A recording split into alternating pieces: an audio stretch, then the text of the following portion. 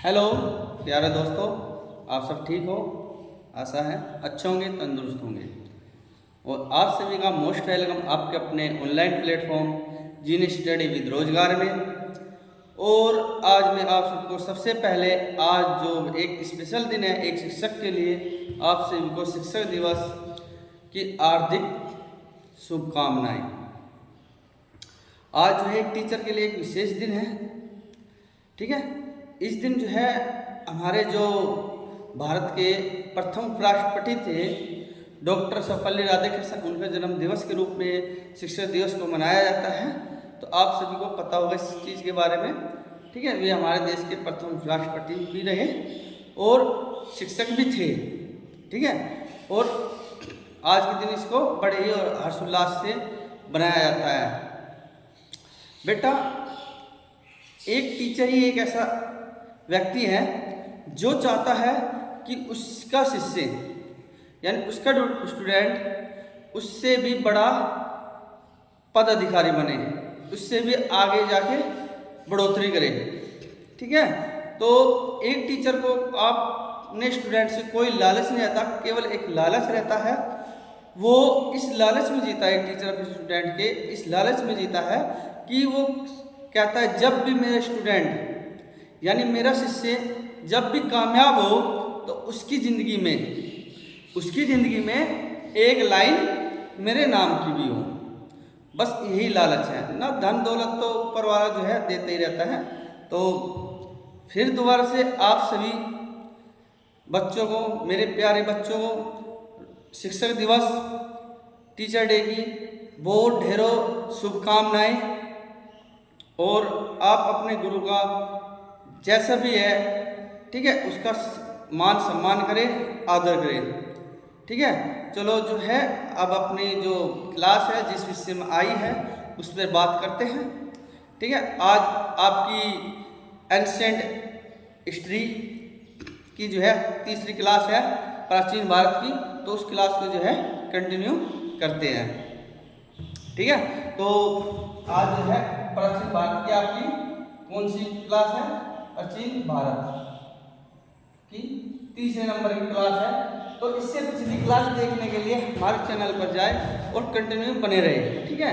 आपको यहाँ पे बहुत अच्छा सिलेबस कंटेंट पढ़ाया जा रहा है, SSC GD RPF all competitive exam, ठीक है।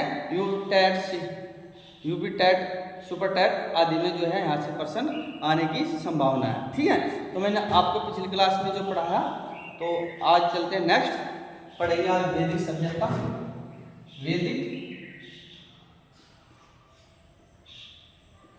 सभ्यता या वैदिक काल,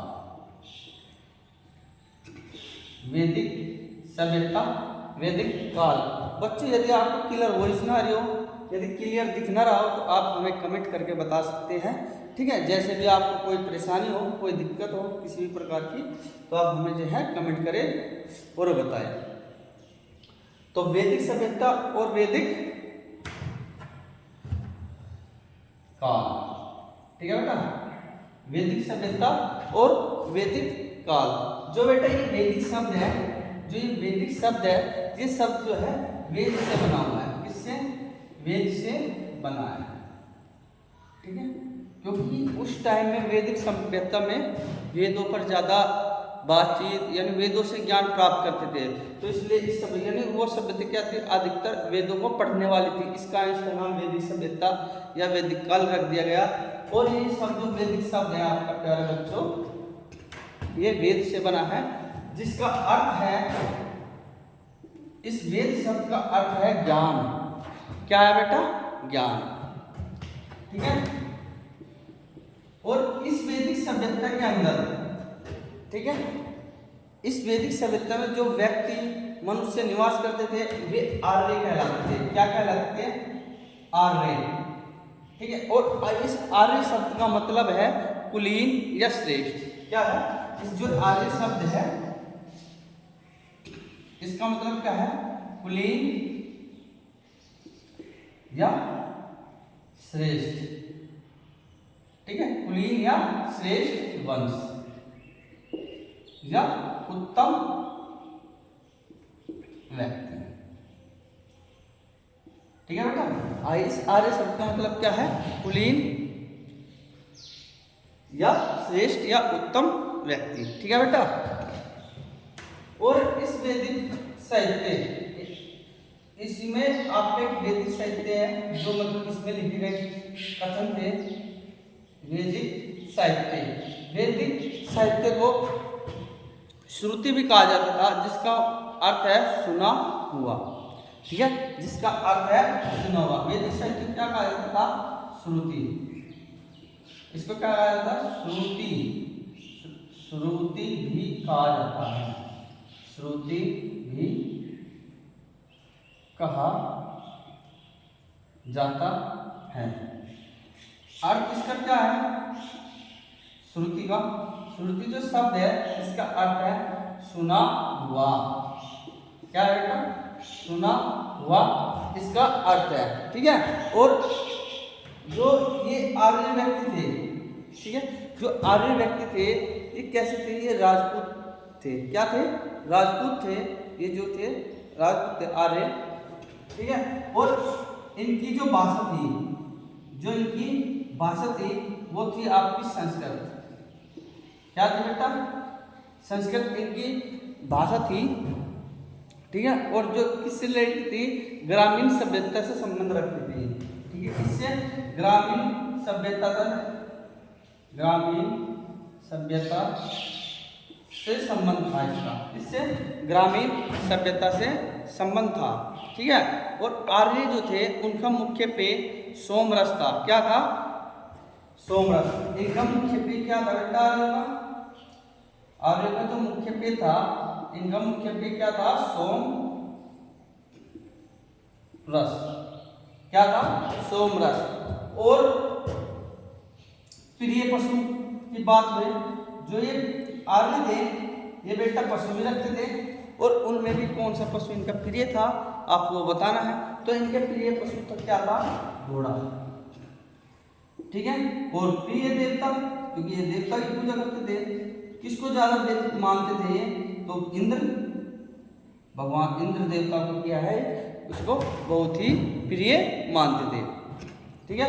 और वैदिक सभ्यता में ध्यान दो, यहाँ पे आपको दिख रहा होगा, देखिए वैदिक सभ्यता में जीवन भर जो महिला अविवाहित रहती थी उसको अमाजू कहते थे। क्या कहते थे? अमाजू। ठीक है। ठीक है। जो महिला जीवन पर्यंत, यानी जीवन पर्यंत का मतलब है, जीवन पर्यंत का मतलब है पूरी जिंदगी, ठीक है, अविवाहित रहती थी। अविवाहित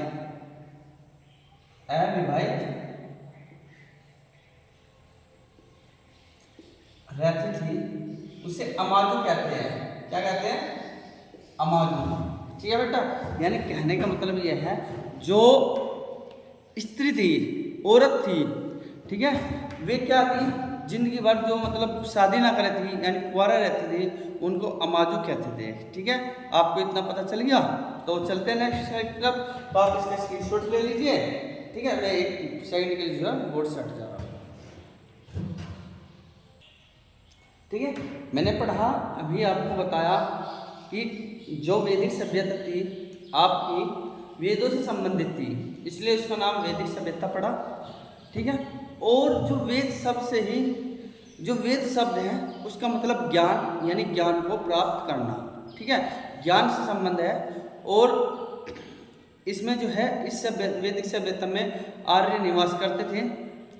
क्या निवास करते? आर्य निवास करते थे, क्योंकि ये सिंधु सभ्यता थी जो आपकी, ठीक है, सिंधु में रहने शुरू करे उस टाइम की सभ्यता थी आपकी। ठीक है।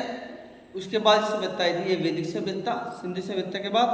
और जो आर्य शब्द है, आर्य शब्द का मतलब है श्रेष्ठ या कुलीन, यानी श्रेष्ठ, कुलीन का मतलब है ऊंचा वंशज, और आर्य का मतलब है उत्तम व्यक्ति। ठीक है। और इसी तरह जो उस काल में साहित्य लिखे जाते थे, यानी वैदिक साहित्य को जो है हम श्रुति भी कहा जाता था। जो उस टाइम के वैदिक साहित्य थे उनको श्रुति कहा जाता था। और श्रुति का अर्थ है सुना हुआ। और उस टाइम के जो आर्य थे उनकी जो भाषा थी वो संस्कृत थी, और वे क्या थी, ग्रामीण परिवेश से संबंध रखती थी। और जो आर्य थे, मतलब उस टाइम जो आर्य थे, उनका मुख्य जो रस था वो सोम रस था मुख्य पे, और प्रिय पशु घोड़ा और प्रिय देवता इंद्र। और जो लड़की पूरी जिंदगी उस टाइम बिना विवाह रहती थी उसको अमाजू कहा जाता था। क्या कहते हैं, अमाजू। ठीक है, तो अभी मैंने आपको बताया। तो वैदिक सभ्यता जो है दो प्रकार से बटी हुई है।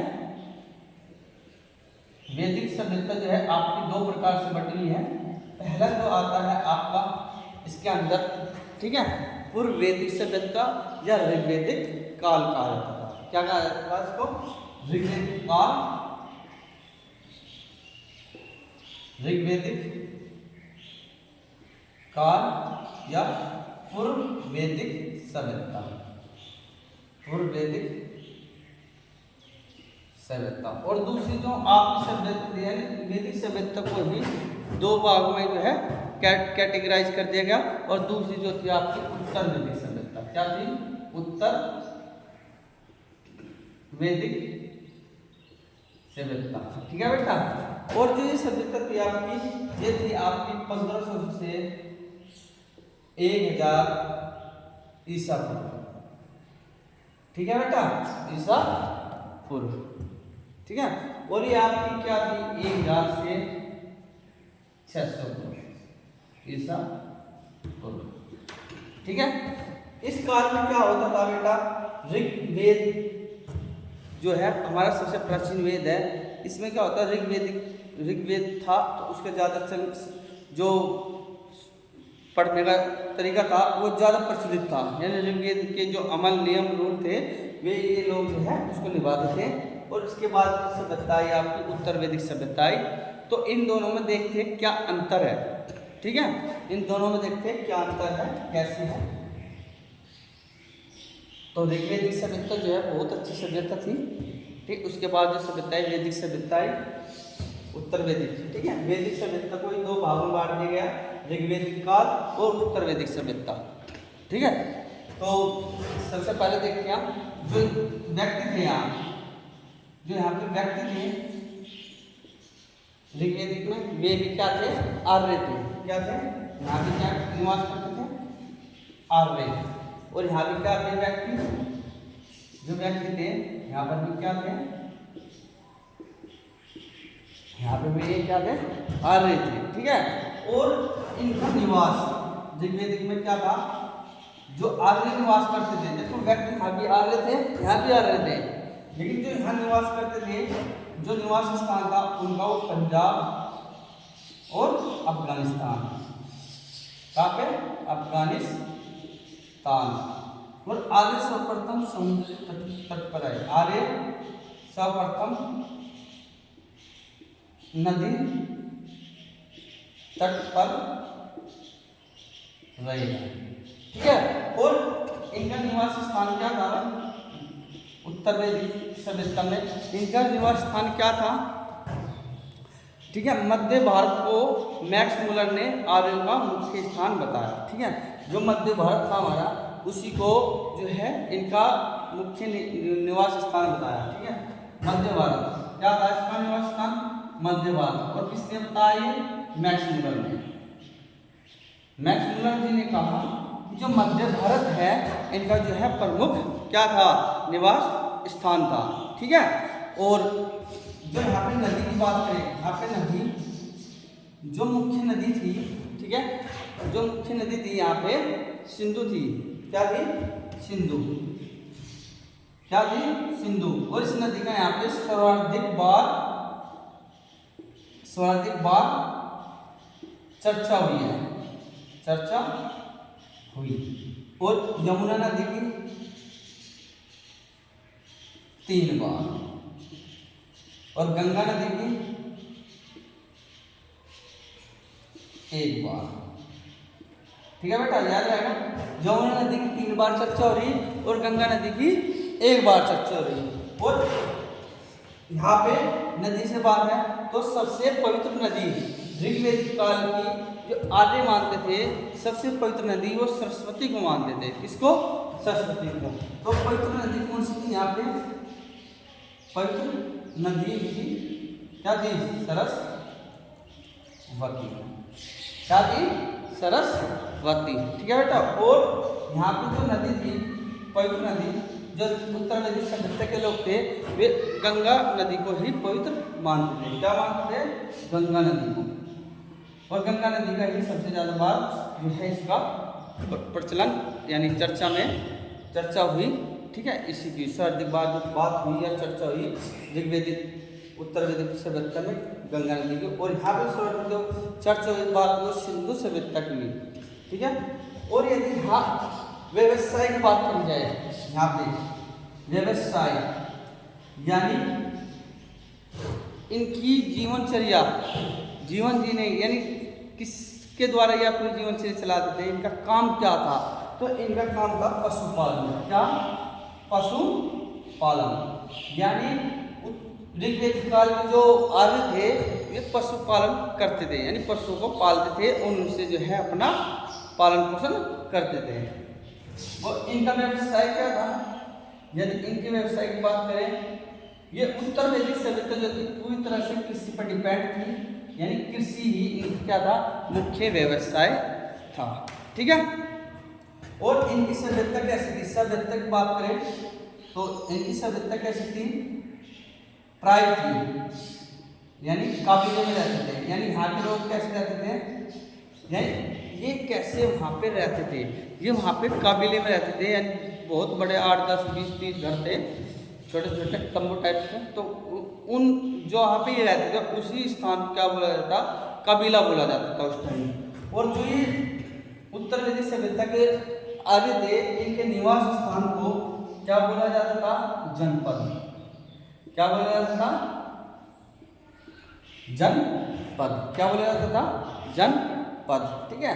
तो आप इसका स्क्रीनशॉट ले लीजिए, ऐसे कंटिन्यू क्लास करते हैं। ठीक है, तो आप इसका स्क्रीनशॉट ले लीजिए। ठीक है बेटा। और जो आपकी ये तो ऋग्वेदिक सभ्यता थी। ठीक है। और देखते क्या अंतर है इनमें। और ये आपकी उत्तर वैदिक सभ्यता, उत्तर वैदिक सभ्यता। ठीक है बेटा। उत्तर वैदिक सभ्यता और वैदिक सभ्यता। यहाँ पे जो राजा था किंग, ठीक है, वो काबिले का मुख्य था। जो काबिला था उनका, वहाँ का जो मुख्य था उसको क्या कहा जाता था? राजा। और यहाँ का जो राजा था तो राजा यज्ञ बोलते थे, राजा यज्ञ। ठीक है। ठीक है। और यहाँ जो लड़ाई होती थी, बैटल होती थी, ध्यान देना, ऋग्वेदिक काल में जो लड़ाई होती थी, बैटल यानी जो लड़ाई होती थी वो किसके कारण होती थी? मवेशी। मवेशी का मतलब होता है कैटल। ठीक है, यानी जानवरों के ऊपर, पशुओं के ऊपर। ठीक है। मवेशी का मतलब क्या है? यहाँ पे पशु। ठीक है। पशुओं को लेकर इन पे क्या होती थी? लड़ाई होती थी, बैटल होती थी। लेकिन यहाँ पे जो बैटल होती थी वो आपकी लड़ाई वो भूमि को लेकर होती थी। किसको? भूमि को लेकर। ठीक है। और जो यहाँ पे काउ शब्द है यानी गाय, गाय के लिए एक शब्द यूज होता था अदन्य। ठीक है, ऋग्वेदिक काल में। लेकिन यहाँ पे इसके स्थान पे इसको क्या कहने लगे? गोस। ठीक है, क्या कहने लगे? गोस या मीट। यानी इस काल में जो उत्तर वैदिक शब्द, यहाँ तो इसको ऋग्वेदिक काल को गाय को अधन्य यानी अमूल्य धन माना जाता था, माता के समान माना जाता था। लेकिन उत्तर वैदिक काल में जो आर्य थे इसका गोस और मीट को है खाने लगे। ठीक है। तो ये सभ्यता जो है बहुत बिगड़ती गई, स्थिति जो है इसकी बहुत बेकार हो गई। और यहाँ पे जो स्त्री थी, स्त्री की जो स्थिति थी यहाँ पे उच्च थी ऋग्वेदिक काल में। और यहाँ पे उत्तर वैदिक काल की स्थिति, जो स्त्री की स्थिति थी वो क्या होगी? निम्न होगी। क्या होगी? निम्न होगी। ठीक है। और जो यहाँ वर्ण था, जो वर्ण था यानी कैटेगराइज हो रही थी, वर्ण चमक रहा होगा, जो वर्ण थे यहाँ पे किसके आधार पर थे, व्यवसाय, यानी जो काम जो करता था उसको उसी कैटेगरी का यानी उसी जाति का समर्पण कह देते थे। ठीक है, वैश्य, शूद्र, ठीक है, क्षत्रिय, ब्राह्मण, यानी जो पूजा पाठ करवाते थे, वेदों का ज्ञान देते थे उनको ब्राह्मण कहा जाता था, जो लड़ाई वगैरह मतलब युद्ध करते थे उन्हें क्षत्रिय। इस तरह वैश्य, शूद्र थे, ठीक है, जो ज़्यादा गरीब थे उनको शूद्र कहा जाता था। तो मतलब जो ये काम करते थे इन्हीं के आधार पर इनको वर्णित कर देते थे, यानी उसी के आधार पर उनको उसी कैटेगरी में कर देते थे। लेकिन यहाँ क्या था, इनको क्या करने लगे, जन्म के आधार पर, जो जाति थी जन्म के आधार पर करने लगे, यानी जन्म के आधार पर, यानी जो जिस जाति में, जैसे मान चलो यहाँ पे ब्राह्मण जो पूजा पाठ कराते थे, ठीक है, उनको ब्राह्मण कहा जाता था। लेकिन जो जिस जाति में पैदा हो गया, जो जिस जगह पैदा हो गया, यानी उनकी स्थिति के अनुसार, ठीक है, उनकी फाइनेंशियल देखकर, ठीक है, तो उसको उसी कैटेगरी में डाल दिया जाता था। ठीक है, तो ये जो है बहुत ही डिफरेंस रहा, ठीक है, ऋग्वैदिक काल और उत्तर वैदिक काल में। ठीक है, यहाँ तक आपको शायद समझ में आ गया। ठीक है, तो आप इसके स्क्रीनशॉट लीजिए और मेरी बात को मानिए, आप साथ के साथ हैंड रिटन नोट बनाते चलिए। ठीक है, साथ साथ इसको लिखते चलिए और जो आपने पिछला कंटेंट पढ़ा उसको दोबारा जो है रिपीट करें, पढ़े। ठीक है, और मेहनत करते चलिए। ठीक है, मेहनत करते चलिए। तो प्यारे बच्चों, मैंने आपको जो है वैदिक सभ्यता के दो पार्ट बताए, ऋग्वैदिक सभ्यता और उत्तर वैदिक सभ्यता। उसके बारे में मैंने आपको डिफरेंस बताया कि उस काल में आर्य कैसे थे, उस सभ्यता में आर्य कैसे थे, और उनकी जो मर्मम स्थिति थी उसके बारे में से भी आपको क्या है वर्णित करवाया और उसके बारे में आपको बताया। ठीक है, तो लिखिए, हेड डालिए ऋग्वैदिक काल की नदियाँ, ऋग्वैदिक काल की प्रमुख नदियाँ, ऋग्वैदिक काल की प्रमुख नदियाँ। ठीक है, प्राचीन नाम और आधुनिक नाम, आधुनिक नाम। प्यारे बच्चों, जैसे आपका ऋग्वैदिक काल था, उस टाइम जो नदियाँ थी, उस टाइम उन नदियों के नाम जो है कुछ अलग थे, और इस टाइम जो समय चल रहा है उनका नाम बदलकर जो है और कुछ कर दिया गया है। तो इसलिए आपको पता होना चाहिए कि प्राचीन काल में जो है इस नदी को किस नाम से जाना जाता था और अब किस नाम से जाना जाता है। ठीक है, तो देखना, पहला लिखिए परुष्णी नदी, पहला है आपका परुष्णी नदी। क्या है? परुष्णी नदी। जो परुष्णी नदी थी उसको ऋग्वैदिक काल में परुष्णी नदी कहा जाता था, लेकिन आधुनिक काल में आधुनिक नाम क्या है इसका? रावी। ठीक है, यानी रावी नदी को ही परुष्णी नदी कहा जाता है। ठीक है, तो रावी नदी आपने पढ़ी होगी। ठीक है, तो परुष्णी नदी को ही रावी नदी कहा जाता है। ठीक है, अगली है सुतार्ग। क्या है? सुतार्ग, सुतार्ग नदी।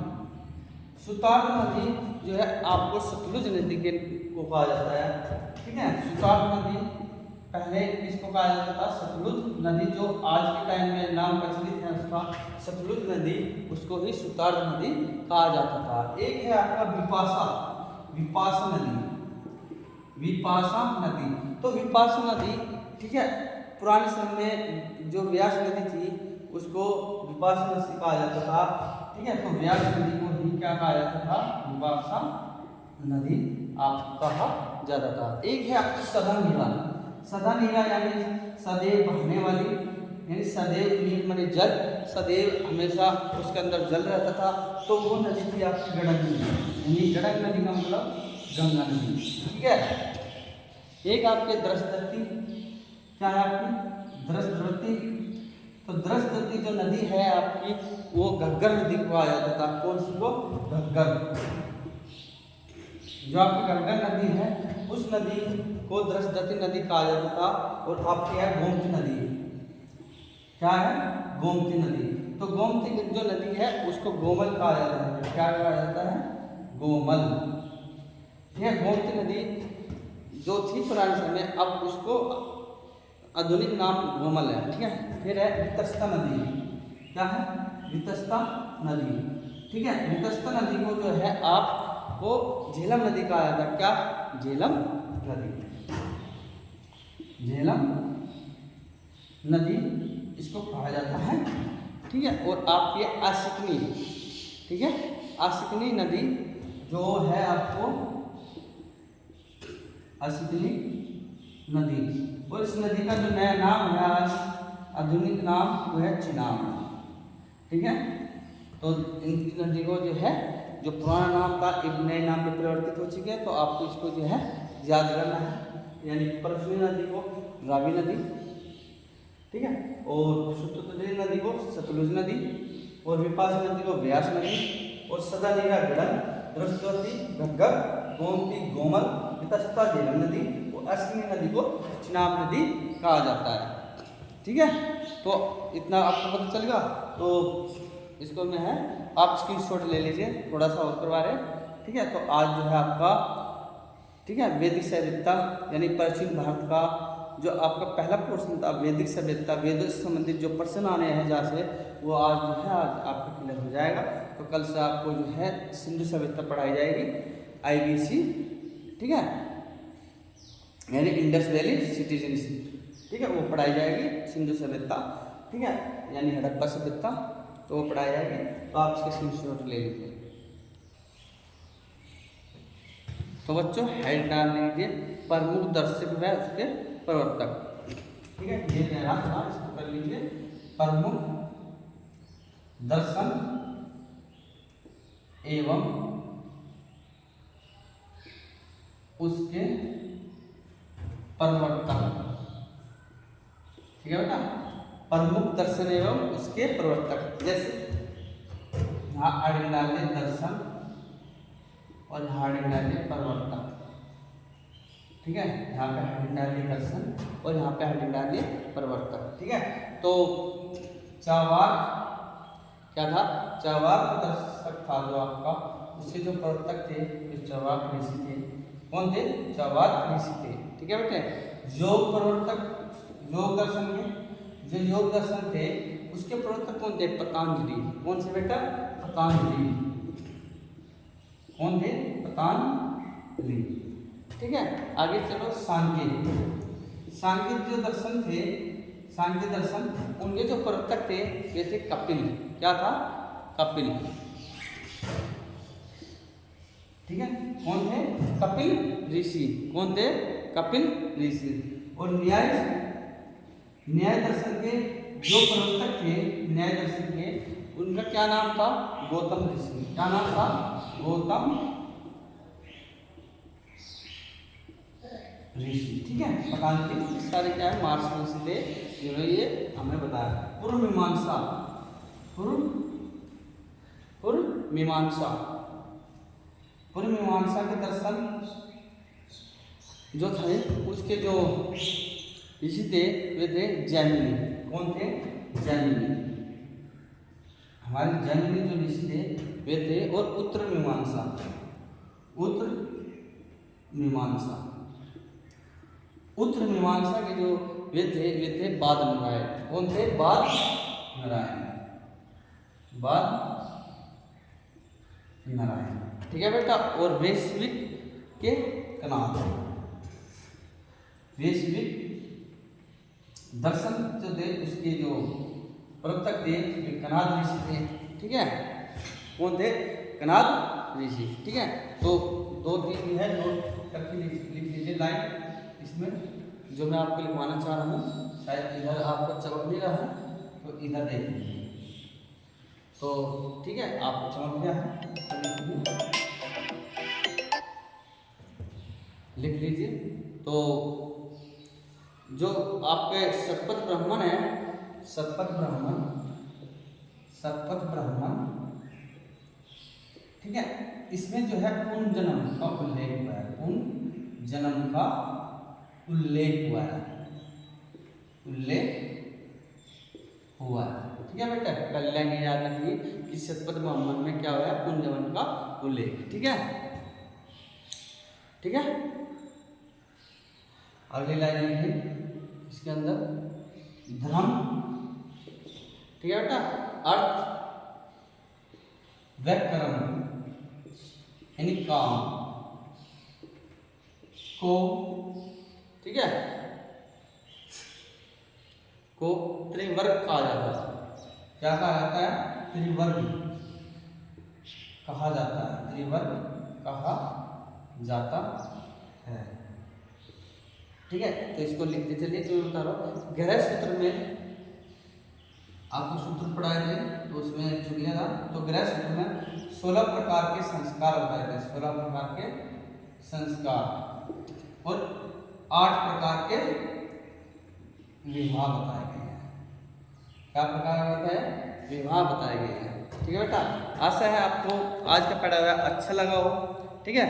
और बने रहिए और अपना प्यार इसी तरह हमारे चैनल पर बनाए रहिए, ठीक है। और वीडियो को लाइक करें, शेयर करें, कमेंट करें, सब्सक्राइब करें और बेल आइकन को प्रेस करें, ठीक है। और मैं रोहित सिंह ऐसे आपके लिए कंटिन्यू क्लास लेता रहूँगा, लेके आऊँगा इससे भी अच्छी अच्छी क्लासेस, ठीक है। तो आज की जो क्लास में यहीं पे जो है डिसकंटिन्यू करते हैं। तो नेक्स्ट वीडियो में, नेक्स्ट क्लास में जो है क्लास जो है, ठीक है, मैंने बताया आपको वैदिक मतलब यहाँ से प्राचीन भारत का जो टॉपिक था वैदिक सभ्यता, वेदों से संबंधित जो घटनाएं थी, कहाँ से क्या मिला, ठीक है, वो आज जो है इसका जो है समापन हो गया। तो यहीं से जो है अगली सभ्यता पढ़ेंगे, सिंधु सभ्यता, ठीक है, सिविलाइजेशन, इंडो सिविलाइजेशन हम जो है पढ़ेंगे नेक्स्ट वीडियो में। तो आज के लिए यहीं तक रह देते हैं। जय हिंद, जय भारत, वंदे मातरम। और